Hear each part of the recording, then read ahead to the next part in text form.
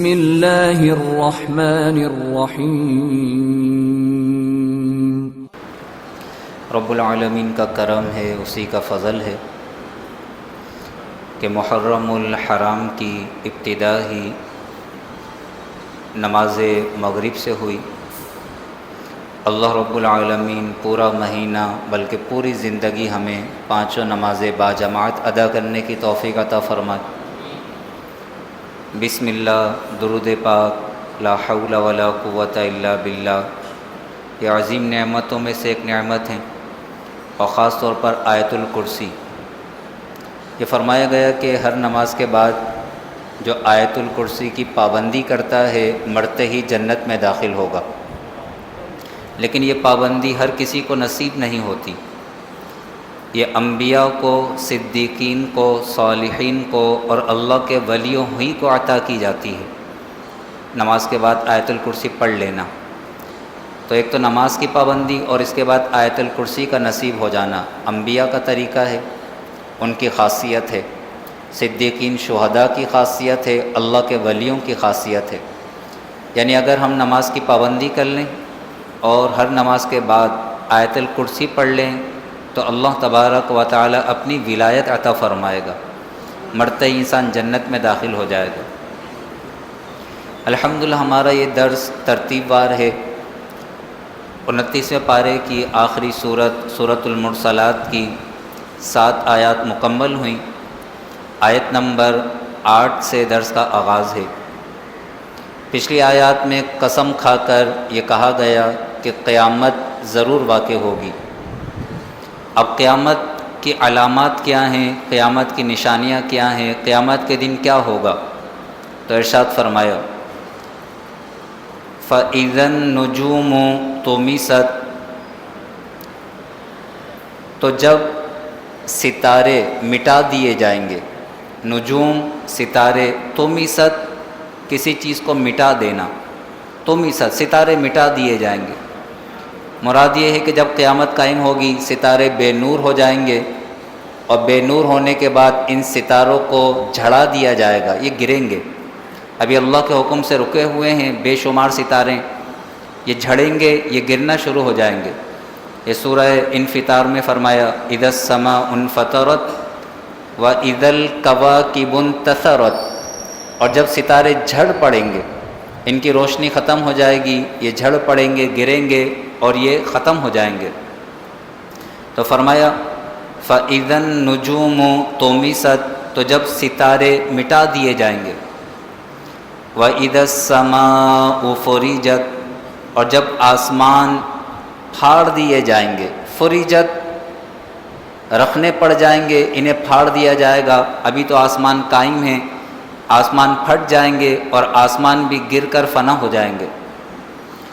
وَإِذَا الْجِبَالُ نُصِفَتْ، اور جب پہاڑ ریزہ ریزہ کر کے اڑا دیے جائیں گے۔ نصفت دھول بنا کر ریزہ ریزہ کر کے اڑا دیے جائیں گے، نصفت۔ اور جب یہ پہاڑ جو اس قدر مضبوط پہاڑ ہیں کہ اگر کیل ٹھوکیں تو ٹھکے نہیں، اس قدر مضبوط پہاڑ، لیکن قیامت کی ایسی ہولناکی ہوگی کہ یہ مضبوط پہاڑ ریزہ ریزہ ہو کر ہوا میں دھول مٹی بن کر اڑ رہے ہوں گے، ہباء منصورا، باریک ذرات۔ فَإِذَا النُّجُومُ طُمِسَتْ، تو جب ستارے مٹا دیے جائیں گے۔ وَإِذَا السَّمَاءُ فُرِجَتْ، اور جب آسمان پھاڑ دیے جائیں گے۔ وَإِذَا الْجِبَالُ نُصِفَتْ، اور جب پہاڑ ریزہ ریزہ کر کے اڑا دیے جائیں گے۔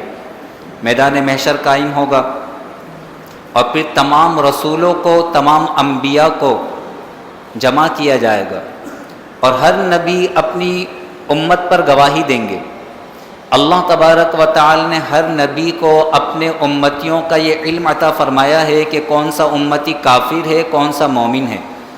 کل بروز قیامت رسولوں سے سوال کیا جائے گا، کیا تم نے اپنی امتوں کو پیغام پہنچایا تھا؟ رسول گواہی دیں گے کہ ہاں ہم نے پیغام پہنچایا تھا۔ تو رسولوں کو بھی جمع کیا جائے گا، امتیوں کو بھی جمع کیا جائے گا۔ اللہ فرماتا ہے وَإِذَا الرُّسُلُ أُقِّتَتْ، اور جب خاص وقت پر رسولوں کو جمع کیا جائے گا۔ اقتت خاص وقت پر جمع کیا جانا، یعنی میدان محشر میں ایک وقت وہ آئے گا کہ جس میں رسول بلائے جائیں گے اور ہر رسول سے ان کی امت کے خلاف گواہی لی جائے گی۔ وَإِذَا الرُّسُلُ اُقِّتَتْ، اور جب رسول خاص وقت پر جمع کیے جائیں گے۔ لِأَيِّ يَوْمٍ، کس دن کے لیے، اُجِّلَتْ، مؤخر کیے گئے، یعنی یہ جو معاملات ہیں، یہ رسولوں کی حاضری ہے، یہ ستاروں کا جھڑ جانا ہے، آسمان کا پھٹ جانا ہے، پہاڑوں کا ریزہ ریزہ ہو جانا، یہ مؤخر کیوں کیے گئے ہیں؟ کیوں مؤخر کیے گئے؟ لِأَيِّ يَوْمٍ اُجِّلَتْ، کافروں کو جب ڈرایا جاتا تھا تو کافر کہتے تھے کہ اگر قیامت قائم ہونی ہے تو مردوں کو ابھی زندہ کر کے بتائیں، ابھی ہمارا حساب و کتاب لے لیں، ابھی کیوں نہیں ہوتا یہ تو کب سے قائم ہے، کچھ بھی نہیں ہوتا۔ وہ ان کا ایک سوال یہ تھا، مذاق اڑاتے ہوئے کہتے تھے کہ ابھی کر کے دکھائیں، تو اللہ خود فرماتا ہے لِأَيِّ يَوْمٍ اُجِّلَتْ، کس دن کے لیے مؤخر کیا گیا، اُجِّلَتْ، کس دن کے لیے؟ اللہ خود فرماتا ہے لِيَوْمِ الْفَصْلِ، فیصلے کے دن کے لیے۔ دنیا میں فیصلہ نہیں ہونا، اگرچہ اچھائی کا نتیجہ بھی انسان دنیا میں دیکھ لیتا ہے، برائی کا بھی، لیکن اصل حساب و کتاب جو ہے، اصل جو فیصلے کا دن ہے وہ قیامت کا دن ہے، قیامت کا دن۔ لِيَوْمِ الْفَصْلِ، فیصلے کے دن کے لیے یہ ساری باتوں کو مؤخر کیا گیا ہے، لِيَوْمِ الْفَصْلِ، فیصلے کے دن کے لیے۔ وَمَا أَدْرَاكَ مَا يَوْمُ الْفَصْلِ، اور تو نے کیا جانا کیا ہے فیصلے کا دن، فیصلے کا دن کیا ہے، اس کی کیا ہولناکیاں ہیں، اس فیصلے کے دن میں کیا ہوگا۔ وَيْلٌ يَوْمَئِذٍ لِّلْمُكَذِّبِينَ، اس دن جھٹلانے والوں کے لیے خرابی ہے۔ جو بھی ان باتوں کو جھٹلاتا ہے، قیامت کا مذاق اڑاتا ہے، اللہ کے عذاب کا مذاق اڑاتا ہے اور کہتا کچھ نہیں ہے، اور نعوذ باللہ من ذالک، جو نادان ہوتے ہیں، جنہوں نے قرآن پڑھا نہیں ہوتا، تو وہ یہ کہہ دیتے مولویوں کی باتیں ہیں، تو مولویوں کی باتیں نہیں ہیں، قرآن کی بات ہے، اللہ کی بات ہے، اللہ کا کلام ہے، اللہ اپنے عذاب سے ڈراتا ہے، اللہ قیامت کی ہولناکیوں سے ڈراتا ہے۔ یہ جو جملہ ہے جو کہہ دیا جاتا ہے جب کہ تب دیکھی جائے گی، استغفر اللہ العظیم۔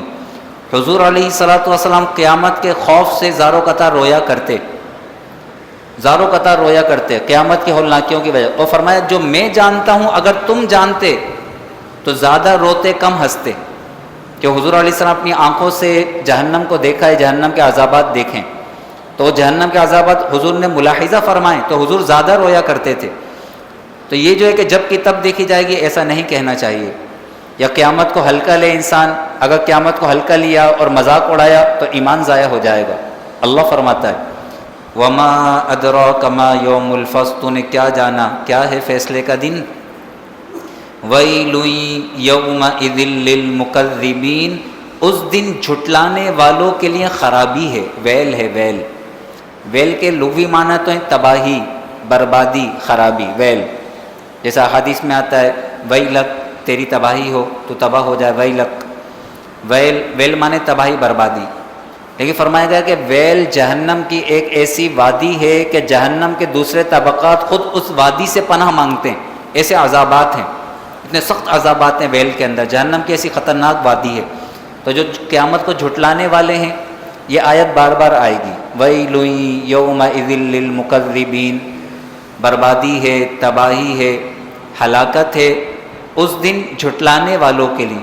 اللہ تبارک و تعالی ہمیں اپنا خوف نصیب فرمائے، اللہ تبارک و تعالی ہمیں اپنے عذابات سے اپنی ہی پناہ عطا فرمائے، اپنے فضل سے، اپنے کرم سے ہمیں دنیا اور آخرت کے عذاب سے محفوظ و مامون فرمائے، آمین۔ وآخر دعوانا ان الحمد للہ رب العالمین، الحمد للہ رب العالمین، والصلاة والسلام علی سید الانبیاء والمرسلین۔ یا ارحم الراحمین، تجھے تیرے پاک کلام کی عظمتوں کا واسطہ، حرمت والے مہینے محرم